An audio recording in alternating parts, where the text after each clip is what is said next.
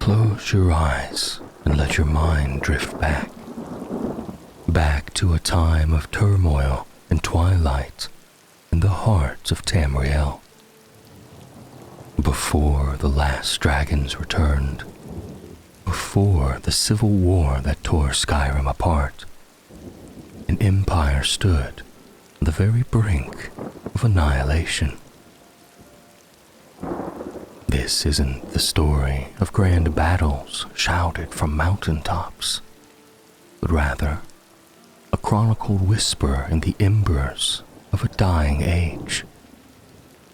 It is the complete story of a forgotten prisoner, a hero whose destiny was forged in the fires of Oblivion, and whose sacrifice would save a world that would never truly know their name. So settle in and let us journey together through the Oblivion Crisis. From a cold prison cell to the very bowels of hell, and find peace in the epic tale of the Hero of Kvatch.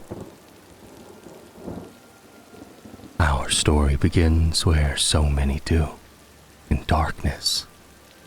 A single cell in the dungeons of the Imperial City, cold and damp. Time here is marked only by the shuffling feet of unseen guards, and the muffled sounds of a world far, far away. In this cell, a lone prisoner awaits their fate. Their name, their crime, already fading from memory, even to themselves. They are a person of no consequence, a ghost in the Imperial machine. Their future a short, bleak line to the executioner's block. But fate, as it so often does in Tamriel, had other plans. For reasons known only to the stars, this particular cell held a secret, a hidden escape route, a path of last resort for the rulers of the Empire, lying dormant behind a loose stone wall. On this day, the dungeon's routine was shattered. The sounds of a struggle, of steel on steel, echoed down the stone corridors, growing closer. The cell door creaked open, but not for a jailer. It was the Emperor of Tamriel himself, Uriel Septim VII, flanked by his loyal blades. His face etched with worry and a strange prophetic calm, turned to the forgotten prisoner. You are the one from my dreams, the Emperor said, his voice a low tremor of certainty. This was no coincidence. The stars had aligned, and on this day, this prisoner was part of a destiny that had only been seen in visions. With assassins in crimson robes closing in, the Emperor and his guard had no choice but to use the secret passage in the cell. The prisoner would follow, an act that would change their life and the fate of the world. The journey through the Imperial sewers was a grim, desperate flight. The assassins of the mythic dawn were relentless, striking from the shadows. One by one, the blades would fall. In a dark cistern, the assassins cornered the group, and Renault was the first of the Emperor's main guard to fall. Trapped and outnumbered, the group fought their way to a final sealed chamber. Here, with no escape, the Emperor turned to the prisoner, a deep sadness in his eyes. he knew his end was near. He spoke of the Oblivion Crisis, an invasion from the demonic plains of Oblivion, led by the Daedric Prince of Destruction, Mehrunes Dagon. He explained that his death and the death of his sons would break an ancient pact. The dragon fires in the temple of the One, which protected the mortal realm, would go out, and the barrier between worlds would crumble. With his final breaths, Uriel Septim VII entrusted the prisoner with the Amulet of Kings, the sacred symbol of the Septim dynasty. "Find him," the Emperor urged, his voice barely above a whisper, "and close shut the jaws of Oblivion." He spoke of a man named Joffrey, the Grand Master of the Blades, living in secret as a monk at Wayne Priory. Joffrey was the only one who knew where to find the Emperor's hidden heir. As he finished speaking, an assassin lunged from a hidden passage, and the Emperor of Tamriel fell. And so began the Oblivion Crisis. In the damp darkness beneath the capital, a forgotten prisoner now held the fate of an empire in their hands. Alone, except for the remaining blade, Boris, the prisoner navigated the rest of the winding sewers. The Amulet of Kings felt heavy, not just with gold and jewel, but with purpose. The dying Emperor's last words echoed in their mind, a quest given by a ghost. After what felt like an eternity, a grate of light appeared, leading out into the open air of Cyrodiil. The world outside was deceptively peaceful. The sun shone, birds sang in the trees. But this tranquility was just a fragile veneer over a world about to burn. The journey to Wayne Priory was the first step into a new life. Nestled along the road between the Imperial City and Coral, the Priory was a quiet, unassuming place of worship. Its simple stone buildings were a peaceful sanctuary that had secretly served as a hidden headquarters for the Blades. When they arrived, a monk, Brother Piner, directed them to Joffrey. Joffrey, the Grand Master of the Blades, looked like nothing more than a humble prior in his simple robes. He listened with grim focus as the prisoner recounted the tragedy in the capital. When he saw the Amulet of Kings, his face hardened. The Emperor's prophecies were coming true. All of Uriel's known sons had been murdered by the Mythic Dawn, a Daedra cult devoted to Mehrunes Dagon. Their goal was clear: extinguish the Septim bloodline. Only a dragonborn emperor wearing the amulet could light the dragon fires and keep the barrier between Tamriel and Oblivion sealed. With the amulet now in his care, Joffrey revealed the secret the Emperor had died to protect. Uriel had an illegitimate son, a man named Martin.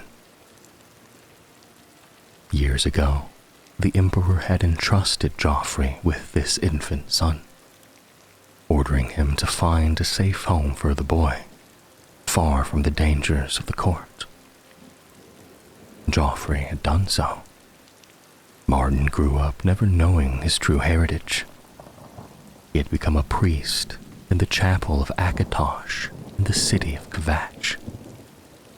Joffrey urged the prisoner to go to Kvatch at once, find Martin, and bring him safely back. quest was clear. The prisoner, now an agent of the Blades and the last hope of the Empire, set out for the city of Kvatch to the southwest. They were given provisions and a horse from the priory stables, small comforts for the heavy task ahead. As they rode across the rolling hills of the Westweald, the sky seemed to darken. A palpable sense of dread began to hang in the air. The world was holding its breath, waiting for the first scream. And that scream was coming from Kvatch. The sight of Kvatch from a distance was horrifying. Where a proud city should have stood, there was only fire, smoke, and ruin. Pulsing with an unnatural, blood-red light just outside the city gates was a shimmering tear in reality.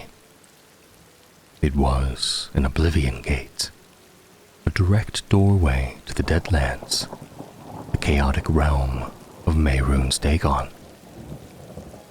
From it, monstrous Daedra had poured in, overwhelming the city's defenses.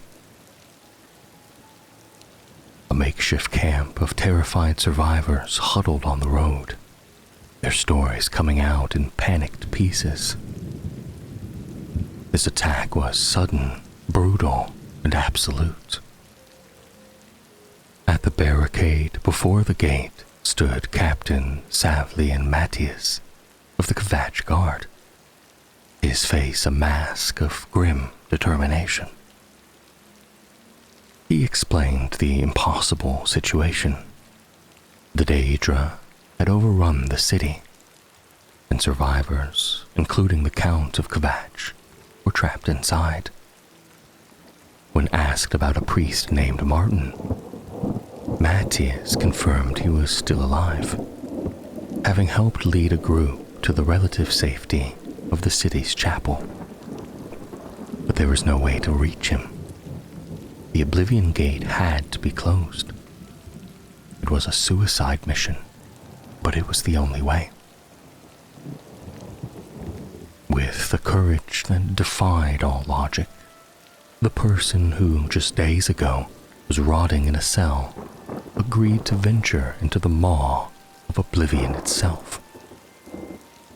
Stepping through the gate was like stepping into a nightmare. The sky burned an angry red, the ground a twisted mass of scorched rock and flesh-like plants, the air crackling with malevolent energy. In the distance, a colossal spiked tower reached into the bleeding sky. This was the Sigil Tower, the heart of this small piece of hell on Nirn. Just inside, a surviving guard named Aelend Vonius was fighting for his life.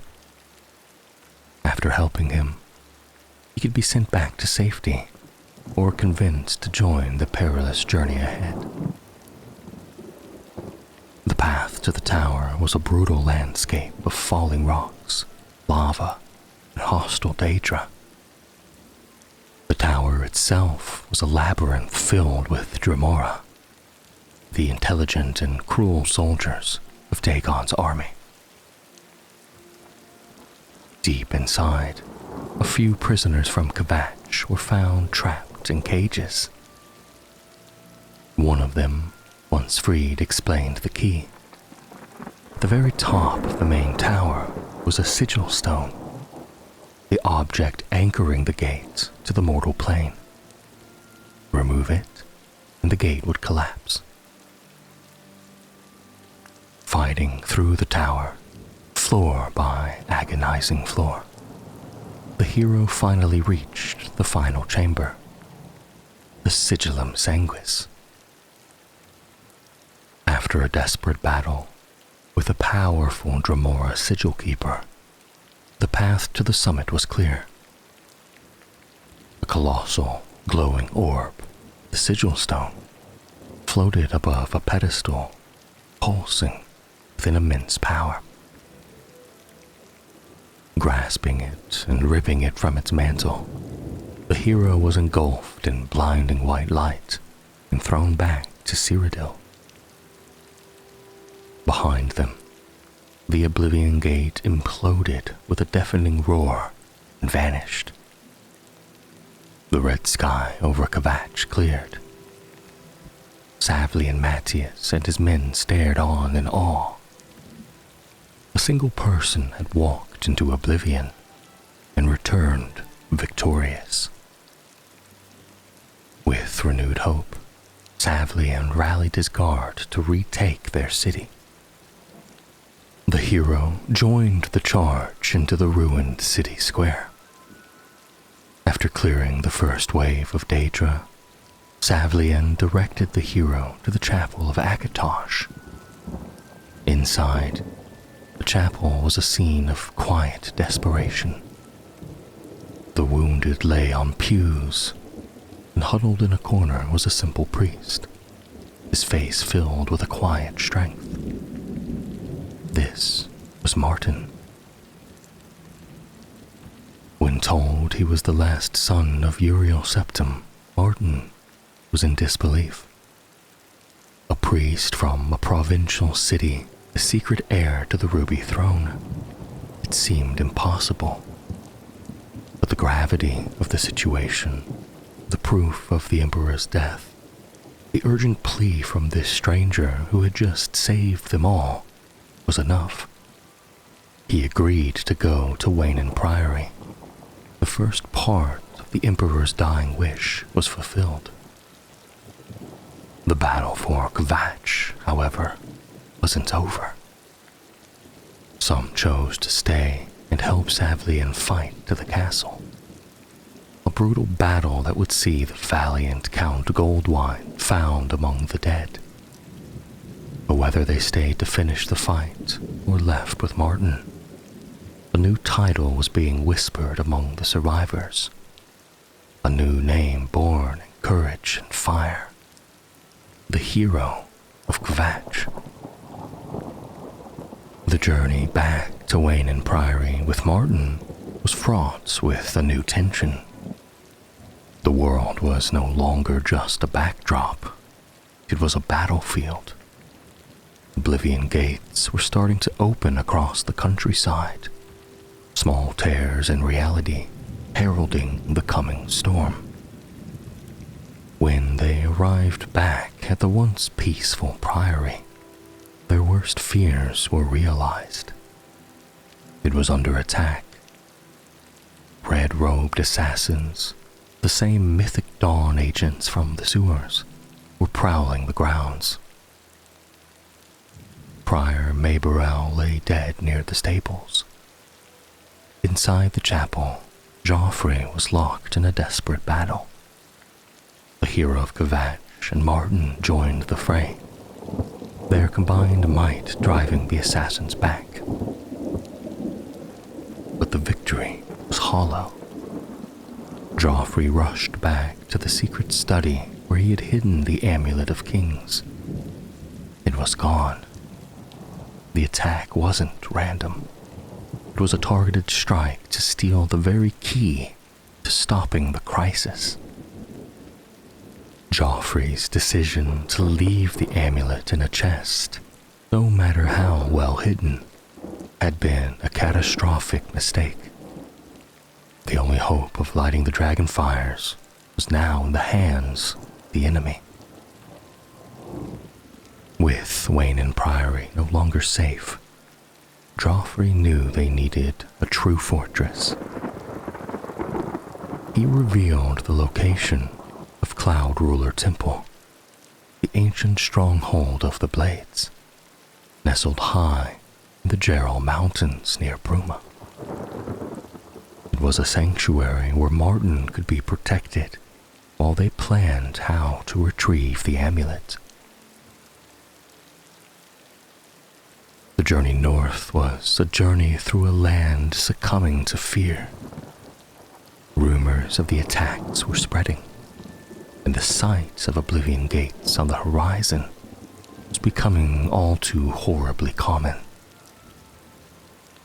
When they finally arrived at Cloud Ruler Temple, they were greeted by blades in their traditional Akaviri armor. They knelt before Martin, recognizing him not as a priest, but as the heir to the throne. For the first time, Martin truly began to feel the weight of the destiny that had been thrust upon him. Inside the temple's great hall, they held a council of war. The path forward was treacherous. They had to find the mythic dawn and get the amulet back.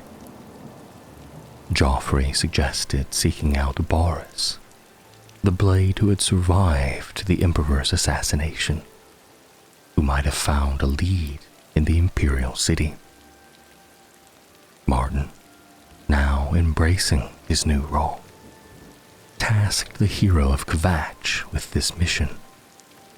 He pleaded with them to find the amulet, because without it, all was lost. The Hero of Kvatch, now acting with the full authority of the last septum, prepared to venture back into the capital, not as a prisoner, but as a hunter. The Imperial City was a hive of paranoia. The Emperor's assassination was fresh in everyone's minds, and whispers about strange, red-robed figures were everywhere. Following Joffrey's lead, the hero found Boris at a boarding house in the Elven Gardens district. Boris had been tracking the mythic dawn and had a lead. A secret meeting was happening in the sewers beneath the city. Descending once more into the familiar gloom, the hero and Boris shadowed a cultist to the meeting. There they overheard the fanatics speaking of Lord Dagon and the coming of paradise. They also mentioned the Mysterium Xarxes, the sacred book of their cult, written by Mehrunes Dagon himself. The meeting turned into an ambush, and in the battle that followed, the hero recovered a strange book from one of the cultists, the first volume of the Mythic Dawn commentaries by their leader, Mankar Cameron. The book was the first real clue. It was a dense, rambling text, but it hinted at a path to enlightenment, a series of puzzles that would reveal the cult's hidden shrine. The hero took the book to Taormina, an expert on Daedric cults at the Arcane University. She recognized the writings and realized 4 volumes were needed to decipher the location.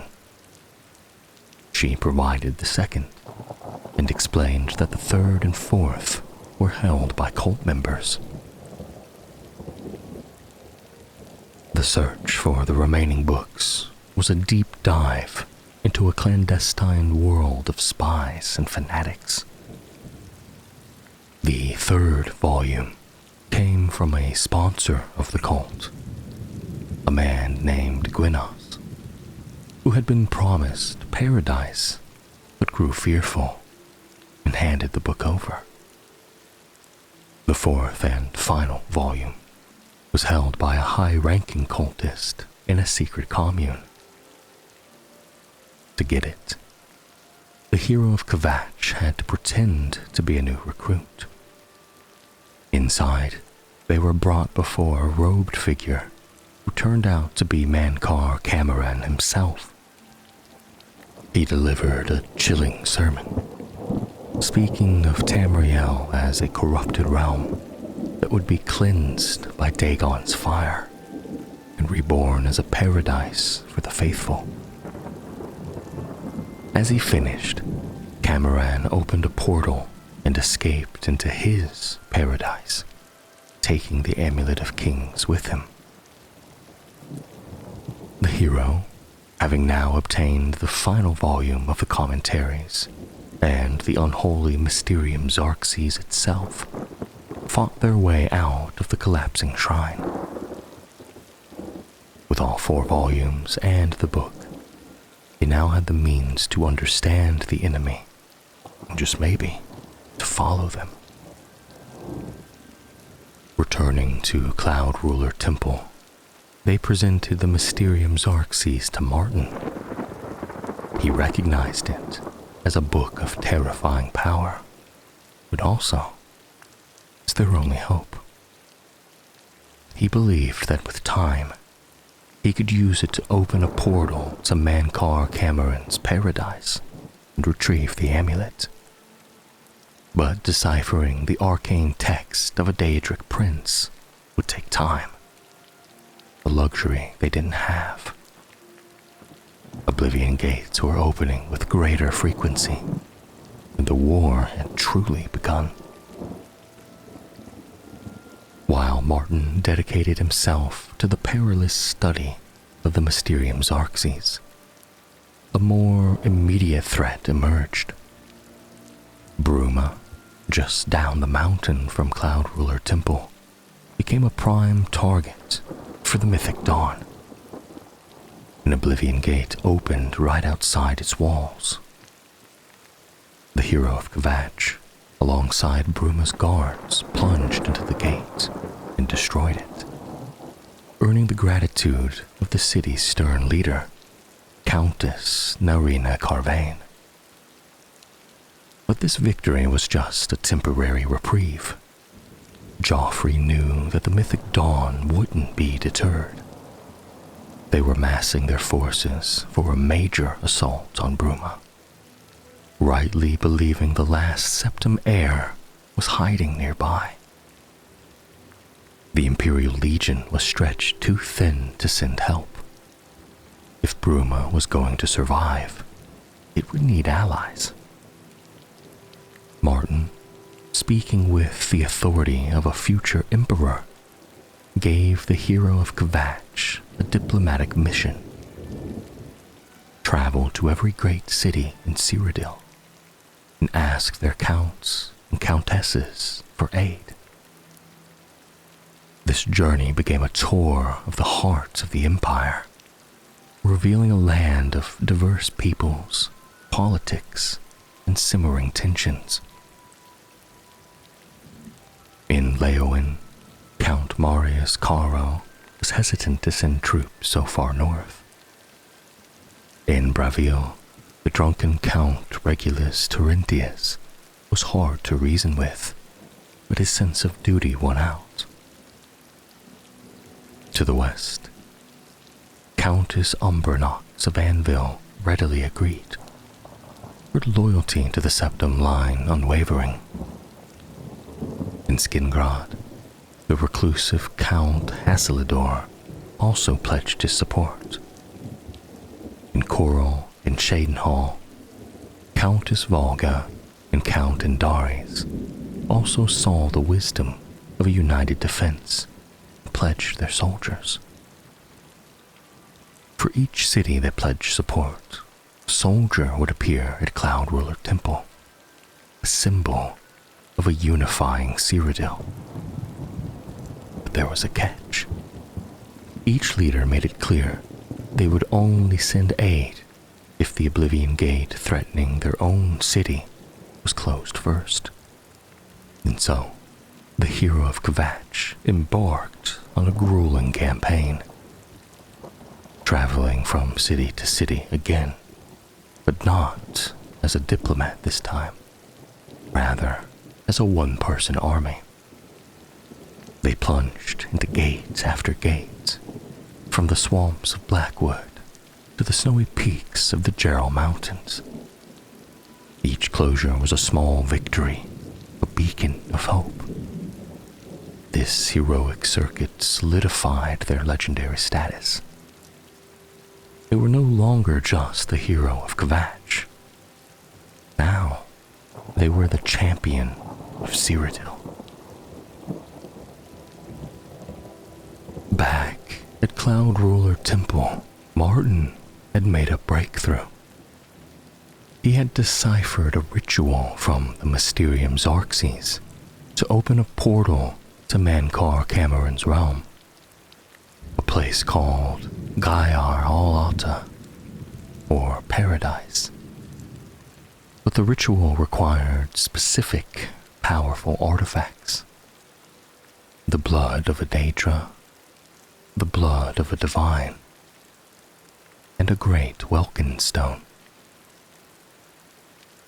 Once more, the Champion of Cyrodiil set out. For the blood of a Daedra, Martin suggested that any Daedric prince's artifact would do. For the blood of a divine, the hero delved into the ancient catacombs of Sankir Tor, the mythical founding place of the Empire. There, they fought through legions of the undead to recover the cursed armor of Tiber Septim, the man who became the god Talos. Finally, for the great Welkin stone, they journeyed into the Aeliad ruins of Miskarand, retrieving the magical stone from its treacherous depths. With all three artifacts gathered, Martin performed the dark ritual. In the great hall of Cloud Ruler Temple, a portal shimmered into existence. Not the angry red of Oblivion, but a serene golden light. This was the gateway to Paradise. Martin warned that this was a one-way trip. The only way back was to defeat Mankar Cameron himself. Stepping through, the hero found themselves in a world that was both beautiful and terrifying. A lush, idyllic garden. But this was no paradise. The souls of Mythic Dawn cultists who had died for Dagon wandered here, and they told a different story. This place was a prison. They were hunted endlessly by Daedra, killed and reborn in a cycle of eternal torment.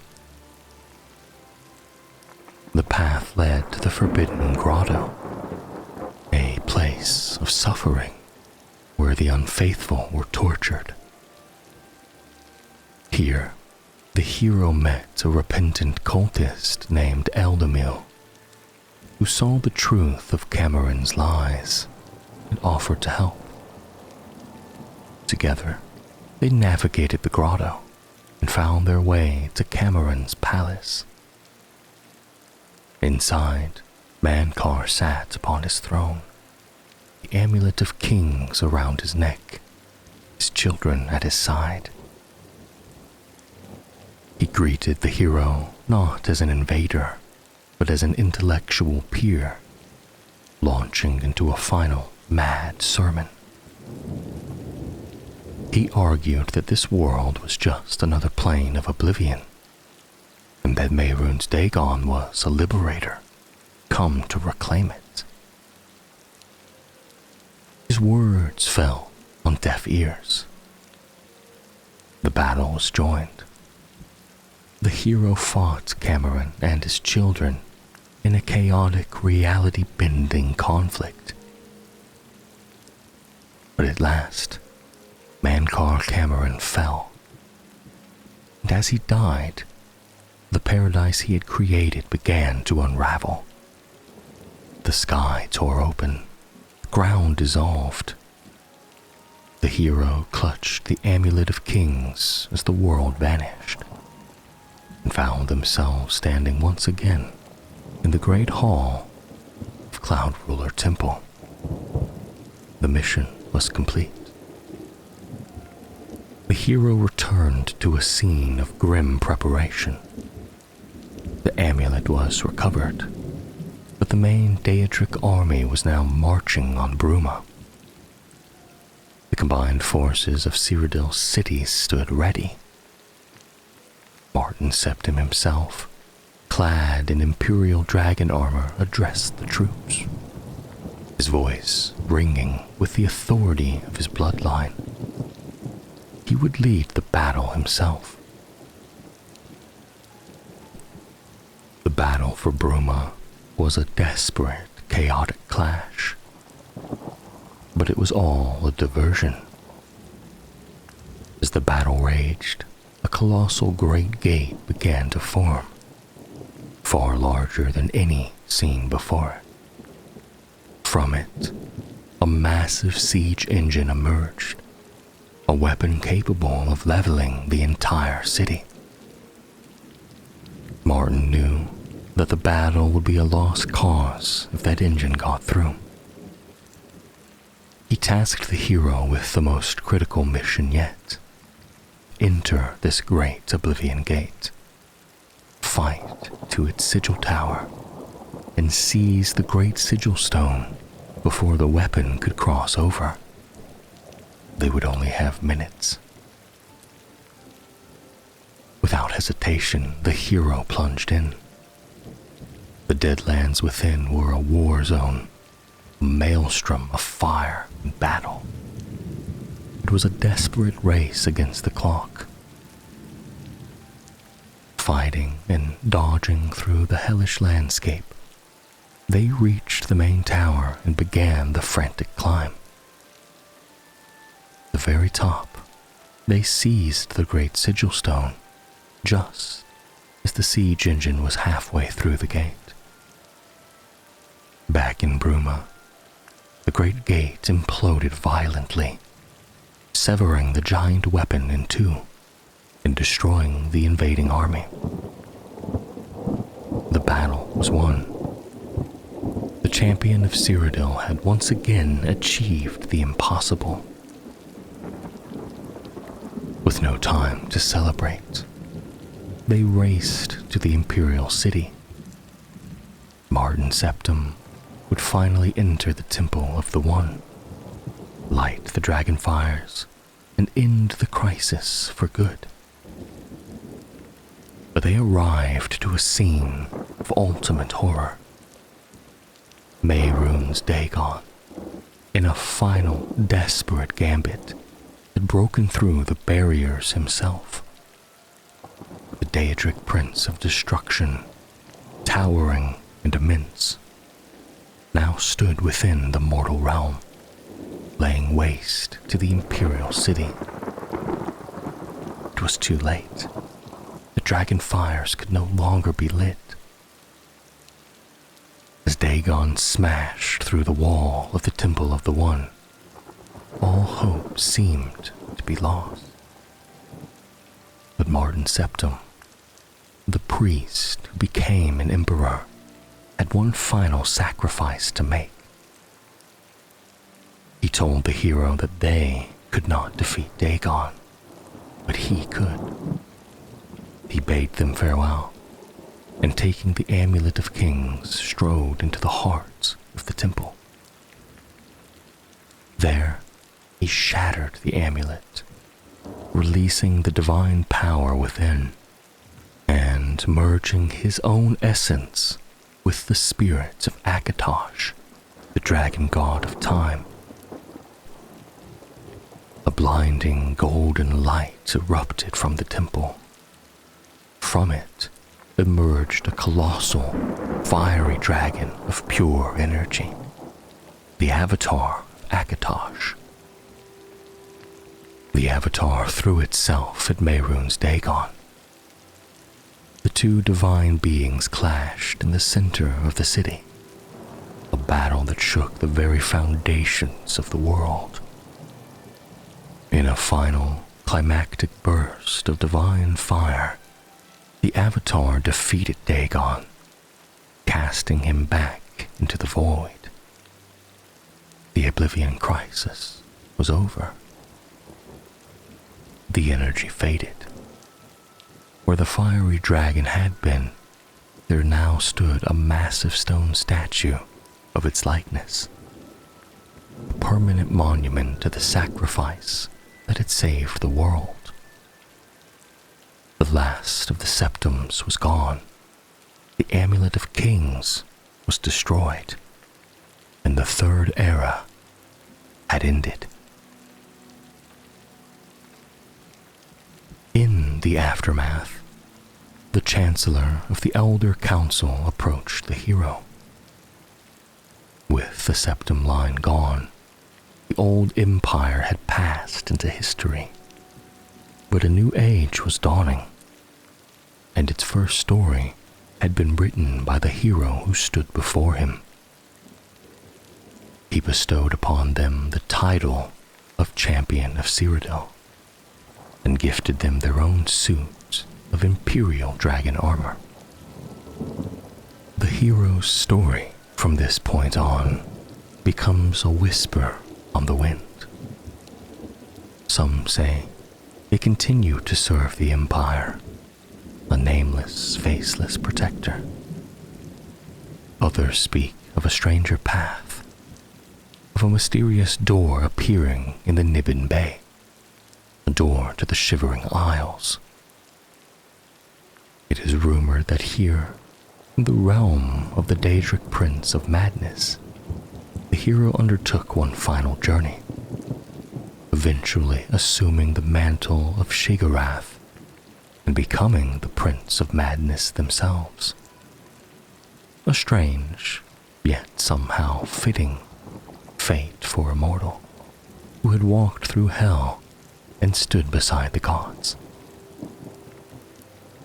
But no matter where their path led, their legacy is forever etched into the soul of Tamriel. They were a prisoner with no name. They weren't born a hero.